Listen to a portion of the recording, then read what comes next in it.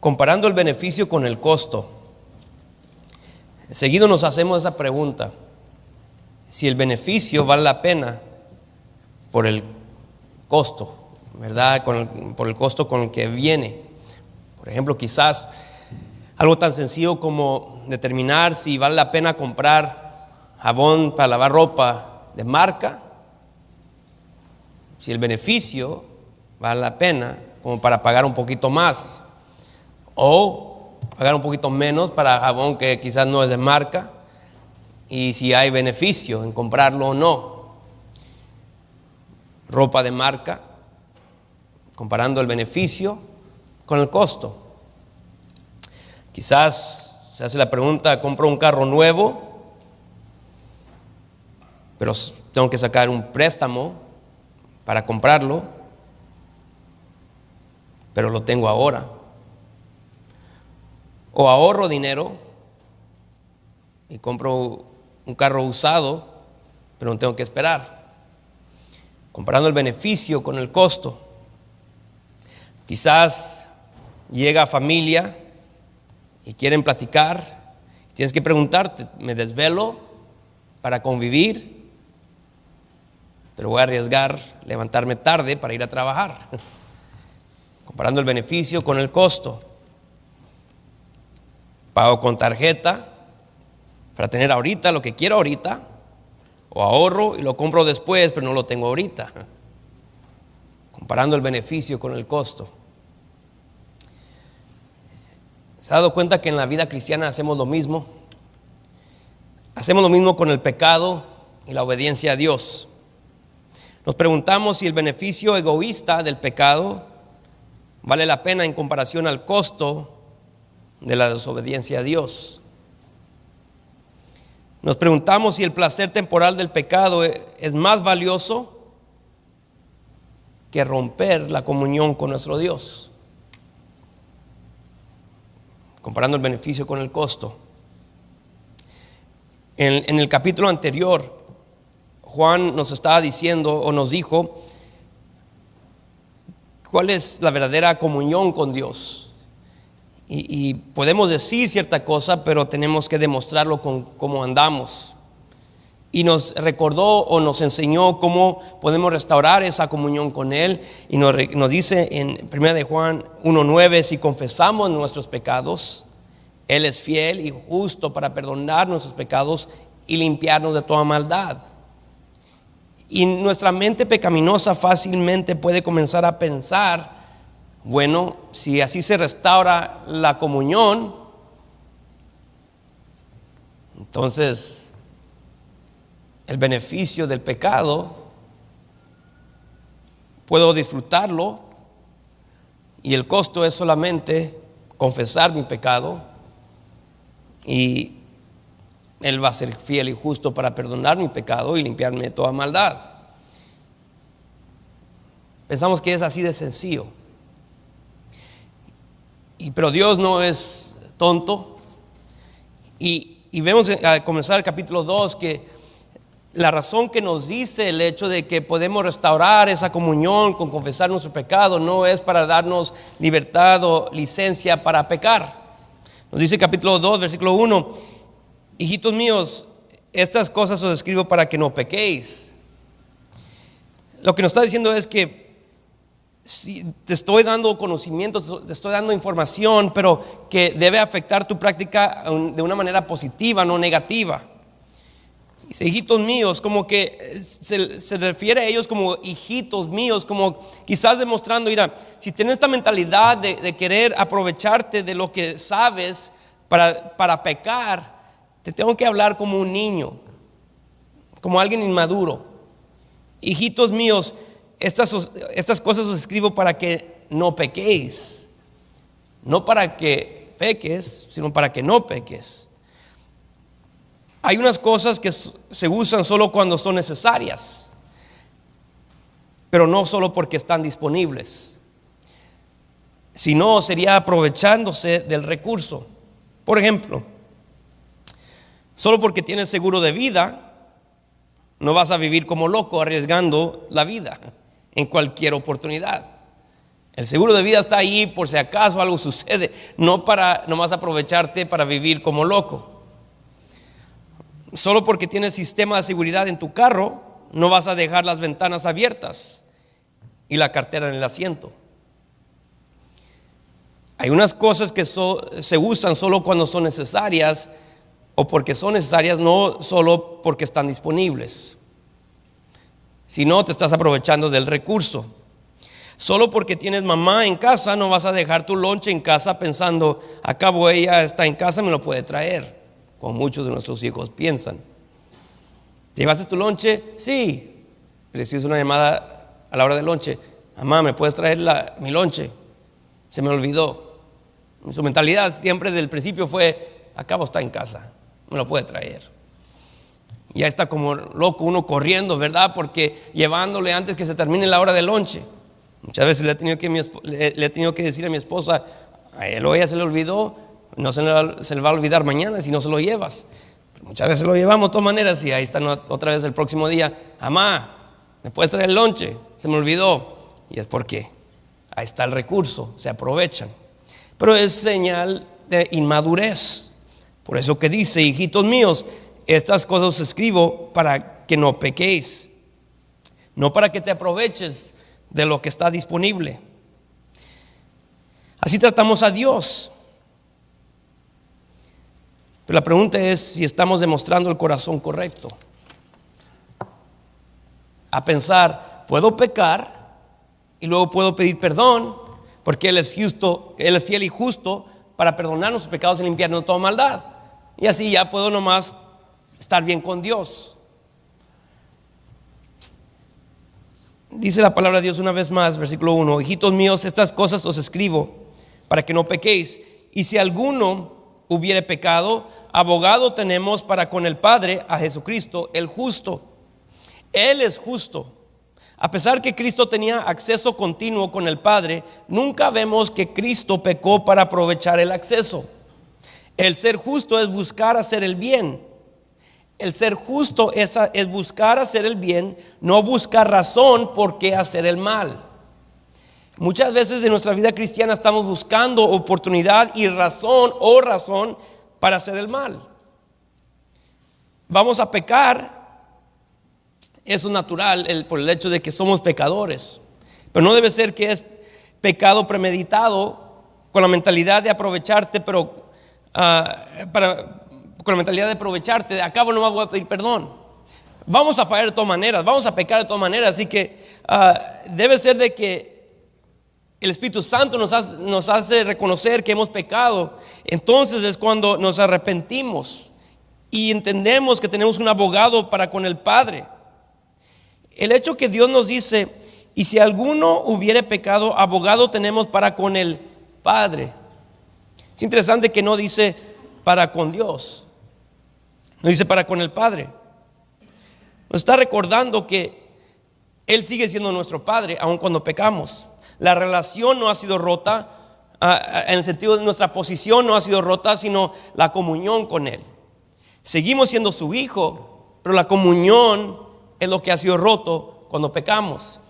Y muchos de nosotros pensamos que la comunión es algo barato, que la comunión con Dios es algo que en realidad no es algo terrible que romper, que no es un precio muy caro que pagar. Pero la persona que ha roto esa comunión se ha dado cuenta qué tan difícil es regresar al lugar donde tiene comunión íntimo con Dios. Es difícil regresar a ese lugar. Y es difícil regresar a tener ese gozo, ese deleite donde te estás deleitando en las cosas de Dios. Y tan fácilmente lo rompemos pensando, bueno, pues puedo nomás pedir perdón, confesar mi pecado, y Él va a ser fiel y justo para perdonar mis pecados y limpiarme de toda maldad. Dios nos dice que tenemos abogado allí. Él tuvo que ser justo, porque solo así pudo abogar y puede abogar a nuestro favor. Es su justicia la cual presenta delante del Padre a nuestro favor, no la nuestra. Cuando pecamos, Él se presenta al Padre a decir, mira, yo soy justo, yo represento a este pecador. Yo represento a este que tomó esta decisión. Y es la justicia del abogado que nos permite ser acepto delante del Padre, no nuestra justicia. Dice, y si alguno hubiera pecado, abogado tenemos para con el Padre, a Jesucristo el justo. Que Él está abogando. Lo que es interesante es que dice, si alguno hubiere pecado, abogado tenemos para con el Padre. Está diciendo, es interesante que no dice que cuando confesamos, Él comienza a abogar por nosotros. Que cuando nos arrepentimos, Él está ahí para abogar por nosotros. Lo que dice es, y si alguno hubiere pecado, abogado tenemos. Que muchas veces, bueno, quizás cada vez, Él ya está abogando por nosotros antes que llegue la convicción a nuestro corazón. Que Él ya está en la presencia del Padre abogando a nuestro favor, mientras que el Espíritu Santo está obrando en nuestro corazón para traernos arrepentimiento. Que Él ya está presentando el caso delante de Él acerca de por qué debemos, ¿verdad?, seguir en comunión con Él y por qué nos debe dar esa oportunidad, y está presentando su justicia. Que Él ya está trabajando a nuestro favor antes que lleguemos al arrepentimiento, ya no más con pecar.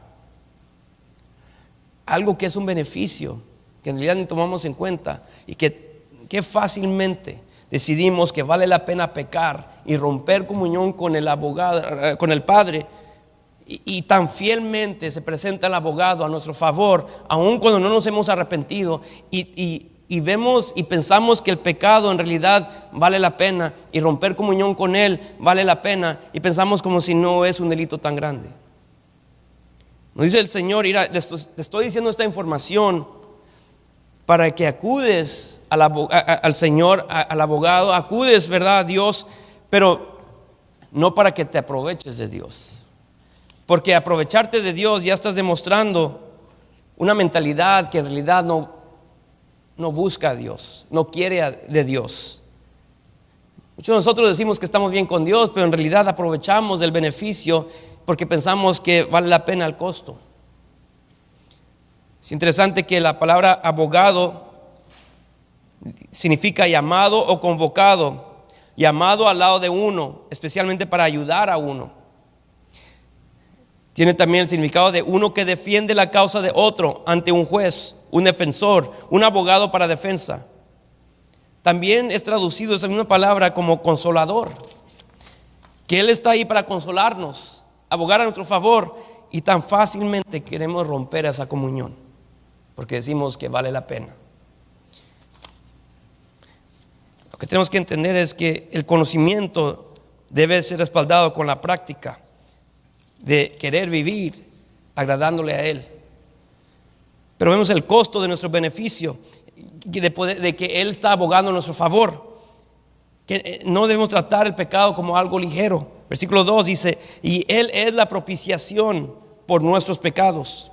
La palabra propiciación quiere decir acción agradable a Dios, con que se le mueve a piedad y misericordia, que lo que era necesario para poder ser visto delante del Señor de una manera piadosa y misericordiosa. El sacrificio, otro significado que tiene, es sacrificio que se ofrecía en la ley antigua para aplacar la justicia divina y tener a Dios propicio para poder ser visto favorable por Él, que es el único sacrificio que Él iba a aceptar para poder ser visto favorable, de una manera favorable delante de sus ojos. Ningún otro sacrificio iba a ser suficiente. Y Él es la propiciación, Él es el sacrificio. Él es el sacrificio el único sacrificio que puede aplacar la justicia divina, que la paga el pecado es muerte, y Él es el único que pudo aplacar esa ira. Él es la propiciación por nuestros pecados. Y dice, y no solamente por los nuestros, sino también por los de todo el mundo. Una señal de la inmadurez es la ingratitud para con los que sacrifican para nuestro beneficio. Una señal de la inmadurez es la ingratitud para con los que sacrifican por nuestro beneficio, para nuestro beneficio. Que eres inmaduro si no eres agradecido por lo que otros han hecho por ti. y así tratamos a Dios. Dice que Él no solamente murió por mis pecados, que son muchos, sino que murió por los pecados de todo el mundo. Él pagó lo necesario para comprar todo el mundo, pero si todo el mundo no quiere, los que solamente dice la palabra de Dios que más de los que le recibieron, a los que creen en su nombre, les dio potestad de ser hechos hijos de Dios. Entonces, él pagó por todo el mundo, pero solamente los que recibieron son los que reciben los beneficios. Y el hecho de que sabemos y que nos está diciendo que Él fue el sacrificio que pudo aplacar la ira justa, divina del Señor, y que fue sacrificio para pagar por mis pecados, que sigue aumentándose cada día, y que fue el sacrificio para los pecados de todo el mundo, y lo tratamos como algo que se puede pisotear tan seguido y tan fácilmente, que decidimos, bueno, yo sé que debo hacer esto, pero voy a hacer esto porque es lo que yo quiero, porque a cabo nomás puedo pedir perdón después, y Dios nos está diciendo, no, mira, fue la propiciación por tus pecados, y no solamente tus pecados, sino los pecados de todo el mundo. No nomás lo trates como que bueno, esto es más, es favorable, esto es mejor. A cabo ese sacrificio no fue tan valioso. Una señal de la inmadurez es la ingratitud con los que sacrifican para nuestro beneficio. Qué inmaduros, y con razón nos dice, hijitos míos. Se están comportándose como un niño cuando deciden que el beneficio del placer del pecado es mejor que el costo del pecado y de las consecuencias de desobedecer a Dios. Los padres se matan por los hijos y los hijos maltratan a los padres. Es inmadurez. Los hijos sacrifican por los padres y los padres no dicen gracias. Es inmadurez. Juan nos está diciendo, solo porque tienes abogado abogando por ti, no uses esa información para pecar desenfrenadamente. Recuerda, el pecado es tan terrible que solo con derramar la sangre del Cordero de Dios se pudo comprar y librar tu alma. Y no solamente tus pecados, sino también por los de todo el mundo. Todo pecado que jamás has cometido estuvo sobre Él y en Él, sino también, no solamente esos pecados, sino todos los de todo el mundo. ¿Qué precio se pagó? Y aún así consideramos nuestro pecado como un precio leve que pagar, y como si las consecuencias del pecado valen la pena. Consideramos el romper comunión con Dios como si fuera un precio muy barato. Tenemos que preguntar, tenemos que reconocer el costo de nuestro beneficio, de poder tener un abogado abogando a nuestro favor, lo que le costó a Él. Vemos versículo 3. Y en esto sabemos que nosotros le conocemos si guardamos sus mandamientos. Lo que está diciendo es que conocimiento no es conocimiento. Conocimiento no es conocimiento. Quizás está pensando pues, que como que conocimiento no es conocimiento. Hay dos significados al conocimiento. Un significado del conocimiento es entendimiento, inteligencia, razón natural. Dice inteligencia, razón natural, entendimiento. Dice, en esto sabemos. Está hablando de inteligencia, razón natural, entendimiento. En esto sabemos que está hablando de conocimiento aquí intelectual. Y en esto sabemos que nosotros le conocemos. Conocimiento puede estar hablando de saber, inteligencia, razón natural, pero también conocimiento tiene otro significado: acción y efecto de conocer. Cuando se trata de una persona, que podemos tener información acerca de una persona, pero también podemos conocer a la persona.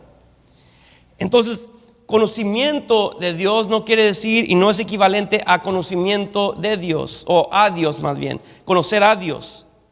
Y dice, en esto sabemos que nosotros le conocemos si guardamos sus mandamientos.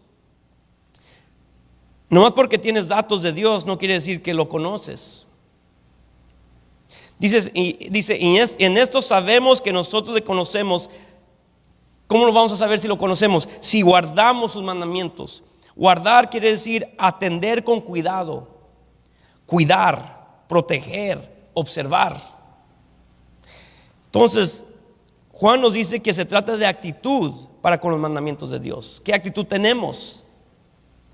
En esto sabemos que nosotros le conocemos y guardamos sus mandamientos. No nomás obedecer, porque podemos obedecer de mala gana. Podemos obedecer a fuerzas porque sentimos que tenemos que hacerlo. Podemos hacer algo como el esclavo le hace caso, ¿verdad?, a su señor. Lo tiene que hacer. Podemos obedecer como el empleado le hace caso al patrón, porque le está pagando, no porque le tiene miedo, sino porque siente lo tengo que hacer para que me paguen. Podemos hacerlo, ¿verdad?, porque lo hacemos como un hijo lo hace por su padre, porque lo ama. Lo hago porque lo amo, no siento forzado a hacerlo, sino que lo hago de buena gana, de buena actitud. Eso es guardar los mandamientos, porque ahora mi actitud es una favorable para con la persona que me está pidiendo hacer algo. Entonces Juan nos dice, mira, en esto sabemos que nosotros le conocemos y guardamos sus mandamientos, que le obedecemos, hacemos lo que Él nos está pidiendo de buena gana. Si Él es importante, si Él es amado, si Él es especial, si Él es precioso, sus mandamientos también serán.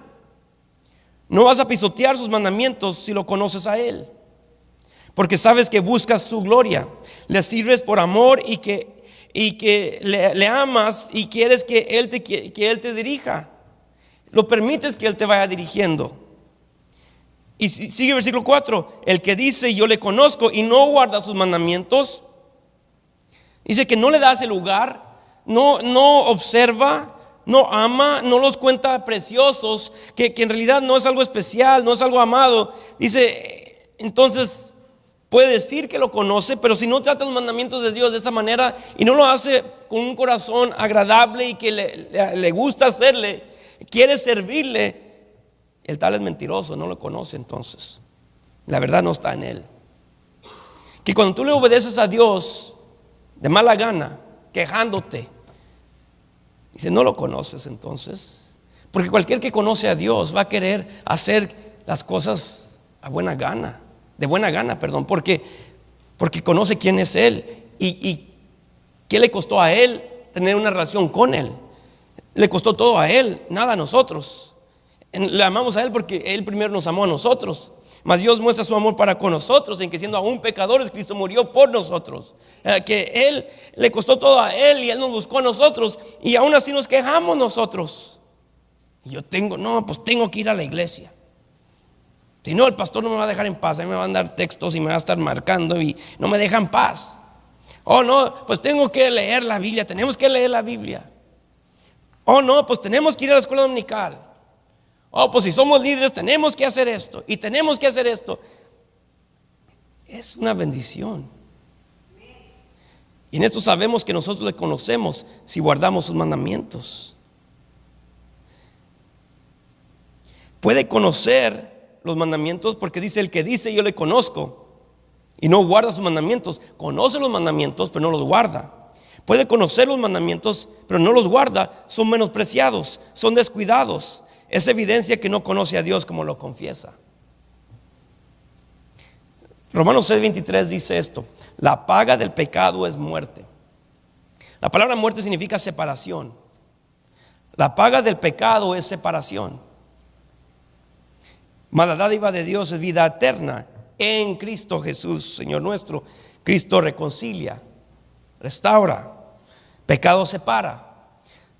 Cuando decidimos que el beneficio del placer y el pecado, más bien el beneficio del pecado es mejor que el costo de la separación de comunión, estamos diciendo que estar separado de Dios no es nada grave. Y si ya estamos pensando así, hermanos, estamos más lejos que lo que reconocemos. Estamos en peor situación y condición que lo que entendemos. Y estamos más ciegos que lo que sabemos. O más bien, estamos ciegos y no lo sabemos. Y nos dice el Señor, mira, cuando hay comunión con Él, no vas a estar pensando, ¿cómo puedo pecar mejor y que no me afecte tanto? Dice aquí en versículo 5, pero el que guarda su palabra, en este verdaderamente el amor de Dios se ha perfeccionado. Por esto sabemos que estamos en Él. Hay un nuevo objeto de amor cuando tu corazón está bien con Dios. Hay un nuevo objeto de amor cuando tienes comunión con Dios. Hay un nuevo objeto de amor cuando andas en la luz, como lo describe Juan. El cristiano que camina con Dios no ama el pecado como antes. El cristiano que camina con Dios no se jacta de su pecado como antes. El cristiano que camina con Dios no hace planes para pecar como antes. El cristiano que camina con Dios no juega con el pecado como antes. El cristiano que camina con Dios no experimenta con el pecado como antes. El cristiano que camina con Dios no es indiferente con el pecado como antes. El cristiano que camina con Dios no disfruta su pecado como antes. El cristiano que camina con Dios no está cómodo en una vida de pecado como antes. El que guarda su palabra, no solamente sus mandamientos en el sentido de que lo que tengo que hacer, sino que su palabra, porque es de Dios, ahora es apreciado, es preciosa. Que ahora quieres conocer más de Él. Que me diga qué hacer o no, nomás quiero saber más de Él. Su palabra es algo que es un nuevo objeto de amor que antes no se amaba, antes se despreciaba. Ahora quieres saber más, quieres escuchar su palabra, quieres conocerla mejor. Si vas a estar acercándote a Dios, tu amor es para lo que es de Dios, incluyendo su palabra. Que entonces vas a querer estar en la iglesia porque es de Dios, que Él compró con su propia sangre. Dice la palabra de Dios, es su cuerpo. Hermano, algo está mal si no quieres llegar a la iglesia. El que guarda su palabra, dice la palabra de Dios, ¿verdad? Que no debemos de dejar de congregarnos como algunos tienen por costumbre. Se predica su palabra. El que guarda su palabra, en este verdaderamente el amor de Dios se ha perfeccionado, ha madurado, se ha desarrollado. Si vas a estar acercándote a Dios, tu amor es para lo que es de Dios, incluyendo su palabra. Porque amas su palabra y a Él lees, memorizas, estudias, pero practicas y obedeces también con gozo. Debes ser estudiante y siervo de Dios. Estudiante y siervo de Dios. Salmo 111, versículo 10 dice esto: el principio de la sabiduría es el temor de Jehová. Buen entendimiento tienen todos los que practican sus mandamientos. Buen entendimiento. Que vas a entender la palabra de Dios, vas a entender a Dios más cuando practicas sus mandamientos. No nomás conoces, sino practicas. Y dice, su loor permanece para siempre. Que con cada generación a quien te transmites, con tu ejemplo y tu conocimiento, la palabra de Dios, esa generación tiene la oportunidad de transmitir a la próxima generación esa misma información y ejemplo. Y la próxima generación, y por eso que dice su loor permanece para siempre, porque se sigue transmitiendo. Pero cuando solamente hay una y no la otra, no se está transmitiendo porque no hay algo que observar y que aprender, que ver. El que guarda su palabra, en este verdaderamente el amor de Dios se ha perfeccionado. Si amas a Dios, no vas a estar preguntándote, a ver, si peco ahorita, ¿qué va a ser la consecuencia? ¿Vale la pena? No van a ser preguntas que te vas a estar haciendo. A ver, a lo que me puedo imaginar, esto va a ser la consecuencia, esto va a ser la consecuencia. La realidad es, hermano, que nunca vas a poder calcular plenamente todas las consecuencias, porque Dios nos permite decidir las decisiones que tomamos, pero Dios no nos da la libertad de escoger las consecuencias. Por eso que puedes ver que alguien más toma la misma decisión que tú, pero tiene consecuencias diferentes que tú. Y luego nos enojamos con Dios. ¿Y por qué a él no le fue tan mal como a mí? Tú no tienes la libertad de escoger. O amas a Dios o no, amas su palabra o no. Si amas a Dios, no vas a estar buscando cualquier momento para cometer adulterio en contra de Dios, porque vas a querer ser fiel. Vas a seguir caminando con Él, vas a buscar. Vamos a pecar, sí, pero no es algo que estás buscando, algo que nomás estás calculando cómo sería la mejor manera y eres astuto y hábil en pecar. Algunos de nosotros ya tenemos todo calculado, cómo podemos pecar mejor. Queremos escondernos mejor, con más astucia. Ahí demostramos en realidad que el amor no es para con Dios. No vas a buscar cómo ofender con mejor astucia y exactitud a la persona a quien amas. No. Vas a querer demostrar tu amor con más exactitud, con más constancia. El que guarda su palabra, guarda, no nomás obedece, guarda, observa, la cuenta preciosa, la cuida, ¿verdad? Le da esa importancia. Tenemos que guardar su palabra, igual como guardamos nuestro corazón, igual como se guarda algo precioso, un tesoro. Se guarda, se protege, se cuida, ¿verdad? Se cuenta precioso, se guarda su palabra. En este verdaderamente el amor de Dios se ha perfeccionado, se ha madurado, desarrollado. Por esto sabemos que estamos en Él. Pero es un ejemplo imitado. Versículo 6.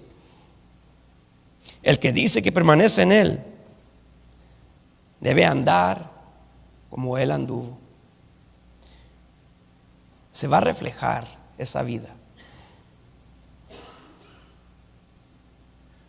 La gente lo va a ver. Es algo observable. Yo debo reflejarlo, tú debes reflejarlo. Que debes andar algo activo, como Él anduvo. Segunda Timoteo 3:2 dice esto. Porque habrá hombres, estos ya son los postreros tiempos, habrá hombres amadores de sí mismos. ¿Y qué no es la razón que estamos buscando el beneficio contra el costo? Porque nos amamos a nosotros mismos. Es que yo sé lo que Dios me está pidiendo, lo que Dios quiere de mí, pero yo quiero hacer esto. Porque te amas a ti mismo, no amas a Dios.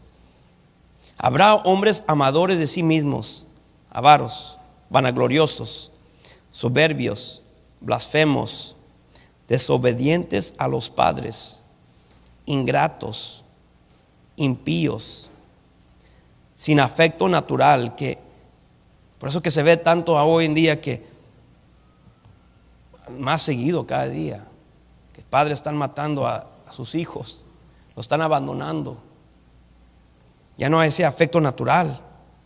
Implacables, calumniadores, intemperantes, crueles, aborrecedores de lo bueno, traidores, impetuosos, infatuados, amadores de los deleites más que de Dios. Cuando amamos los deleites más que a Dios, estamos comenzando a pensar, ¿vale la pena el beneficio del pecar que el costo de la consecuencia? Cuando estamos pensando así, nos amamos a nosotros mismos y amamos los deleites más que a Dios.